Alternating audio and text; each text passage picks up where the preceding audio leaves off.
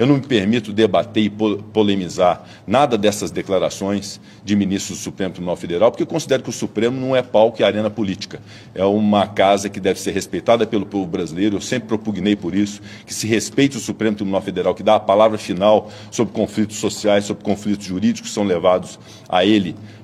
para poder decidir. Então é uma casa que deve julgar, que deve aplicar a justiça, que deve aplicar a Constituição e que todos os brasileiros devem confiar. Então não me permito fazer um debate político, tampouco receber agressões que gratuitamente eu recebi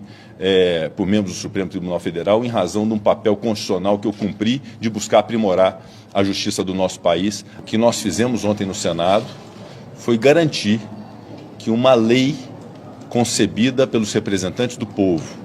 nas duas casas do Poder Legislativo, Câmara dos Deputados e Senado Federal, sancionada por um presidente da República,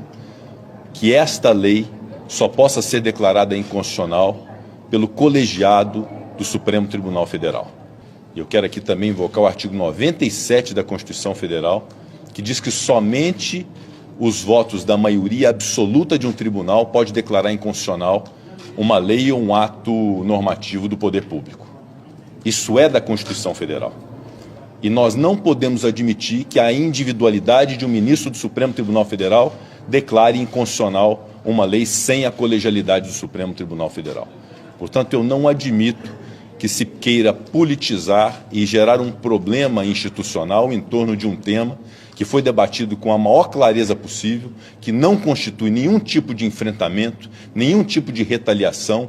e nós jamais nos permitiríamos a fazer isso, porque é algo puramente técnico de aprimoramento da justiça do nosso país, que vai ao encontro de um princípio constitucional que deveria ser aplicado no Brasil e que não é. Eu quero dizer aqui que ninguém e nenhuma instituição tem um monopólio da defesa da democracia no Brasil, porque aqui desse púlpito do plenário do Senado Federal, eu como presidente, defendi o Supremo Tribunal Federal, defendi a Justiça Eleitoral, defendi as urnas eletrônicas, defendi os ministros do Supremo Tribunal Federal, defendi a democracia do nosso país, repeli em todos os momentos as arguições antidemocráticas, inclusive a que consubstanciou o 8 de janeiro com os ataques que nós sofremos. Estivemos unidos nesse propósito, mas isso não significa que as instituições sejam imutáveis ou sejam intocáveis em razão